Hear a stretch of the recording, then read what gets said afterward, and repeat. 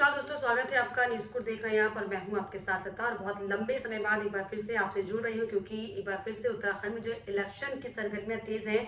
और अगर इस समय हम जो बात कर रहे हैं वो है दरअसल बागेश्वर का उपचुनाव, क्योंकि 2024 से पहले अब बागेश्वर उपचुनाव का सेमीफाइनल सबके सामने। और ऐसे में बीजेपी और कांग्रेस में बड़ी टक्कर दिखाई पड़ रही है।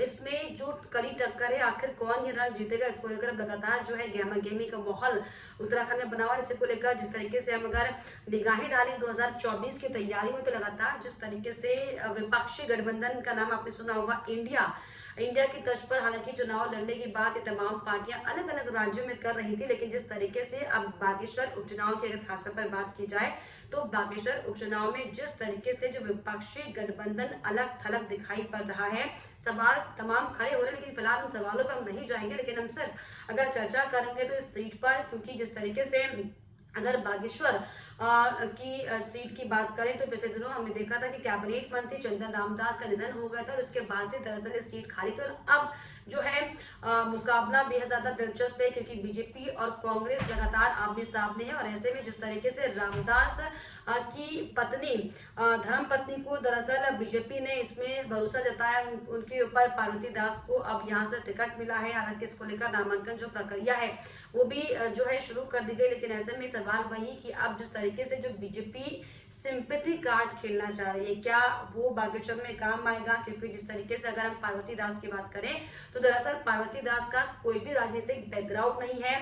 वो दरअसल अब तक एक घरेलू हाउसवाइफ रही है। बहुत जो है उनकी छवि बेहद सुंदर रही है। वो दरअसल घर संभालती थी और बहुत ही साधारण सी महिला है। ऐसे में क्या बीजेपी सिंपैथी कार्ड खेलना चाह रही है, इसको लेकर दरअसल सवाल है। इसके अलावा जिस तरीके से अगर हम पिछले चुनाव की बात करें, तो पिछले चुनाव में जिस तरीके से जो बीजेपी के कैंडिडेट थे उनको लेकर खींचतान चल रही थी, लेकिन जो है टिकट बीजेपी ने उनको नहीं दिया, जिसके बाद जो है कई नाम जो है बीजेपी के सामने आते, लेकिन इनको टिकट नहीं दिया। और ऐसे में हालांकि कई जो नेता है वो भी दरअसल बीजेपी खेमे से नाराज हो गए, कांग्रेस पार्टी में शामिल हो गए। लेकिन जो सवाल है वो यही बना हुआ है कि अब जिस तरीके से बागेश्वर उपचुनाव को लेकर जो इसका रण अब शुरू हो चुका है, बीजेपी ने स्टार प्रचारकों की लिस्ट भी जारी कर दी है। 40 नेता दरअसल अब बागेश्वर जाएंगे, जहां पर जो स्वर्गीय रामदास की जो पत्नी धर्म पत्नी है पार्वती दास के फेवर में जो है वोट मांगेंगे। इसमें मुख्यमंत्री पुष्कर सिंह धामी खुद जाएंगे वहां पर वोट मांगने। इसके अलावा बीजेपी प्रदेश अध्यक्ष जो है महेश भट्ट, वो भी जाएंगे। साथ ही साथ आपको बताऊं कि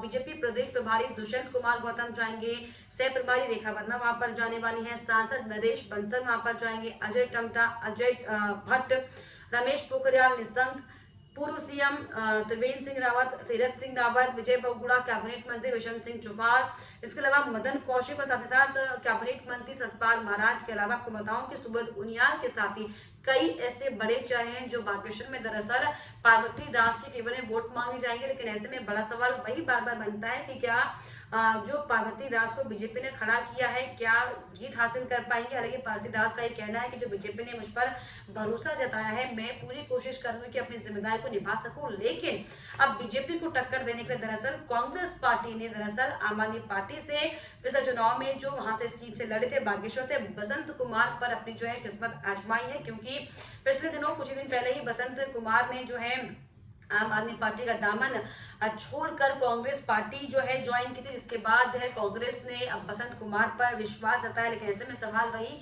कि क्या अब कांग्रेस की जो नैया है बसंत कुमार संभाल पाएंगे? हालांकि इसके पहले बात बताएं तो दो जो चुनाव है बसंत कुमार लड़ चुके हैं।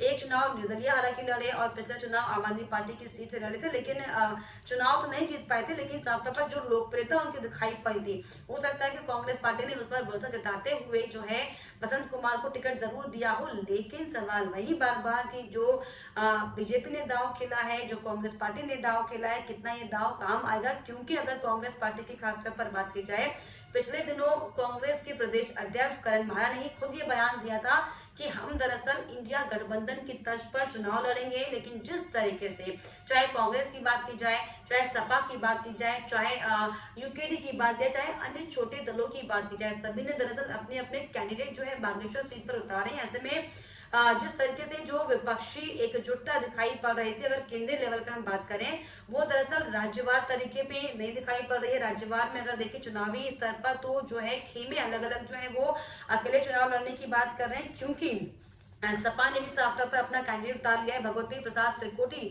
को दरअसल अपना कैंडिडेट के तौर पर मैदान में उतारा है। इसके अलावा यूकेडी ने भी आपको बताऊं कि अपने कैंडिडेट जो है मैदान में उतारे हैं। अर्जुन देव का नाम जो है घोषित किया गया, तो इसको लेकर तमाम सवाल खड़े हो रहे हैं। लेकिन सवाल बस वही बनता है कि अगर ये चुनावी समीकरण बदलने की कोशिश तमाम राजनीतिक पार्टियों की तरफ से की गई है, कितना असर इसका इस उपचुनाव में पड़ेगा। हालांकि अगर हम 2022 के विधानसभा चुनाव की आंकड़ों की खासतौर पर बात कर लें तो 2022 के विधानसभा चुनाव में सपा की लक्ष्मी देवी को 508 मत मिले थे। उनका वोट प्रतिशत दरअसल 0.68% रहा था। इसके अलावा निर्दलीय बालकृष्ण को 1512 मत मिले थे, वोट प्रतिशत 2% के आसपास था। इसके अलावा आम आदमी पार्टी से बसंत कुमार जो कि अब कांग्रेस में जा चुके हैं, इनकी अगर बात की जाए तो 16,000 के करीब इनको वोट मिले थे और 21% इनका जो था वोट प्रतिशत था।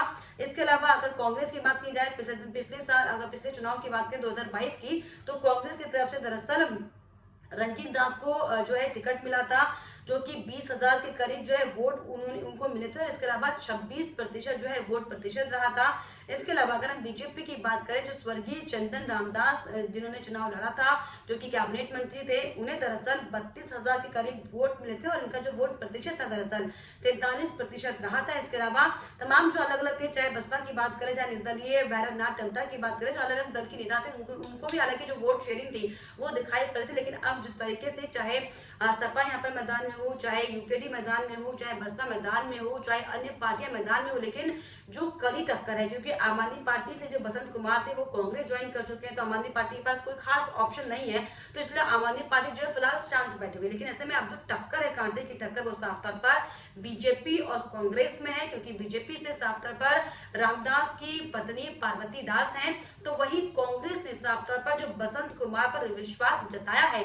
ऐसे में वाकई देखने वाली बात होगी कि अब जो बागेश्वर उपचुनाव का जो रण है, ये आखिर किसके नाम होता है। लेकिन ऐसे में क्या आपकी राय है, क्योंकि जिस तरीके से वापस से उत्तराखंड में चुनावी सरगर्मी का शोर शुरू हो चुका है, तमाम जो राजनीतिक पार्टियां वो एक चोटी का जोर लगा रही हैं, कांग्रेस के बड़े नेता, बीजेपी के बड़े नेता बागेश्वर पहुंचे। लेकिन ऐसे में क्या आपको लगता है कि अगर आप भी बागेश्वर के रहने वाले हैं, क्या आपको लगता है कि बागेश्वर में जो बीजेपी ने दांव खेला है, जो कांग्रेस ने दांव खेला है, कितना काम आएगा? हमें कमेंट बॉक्स में जरूर लिखिए और अपनी राय देने के साथ ही साथ हमारे चैनल को सब्सक्राइब करना भी ना भूलें।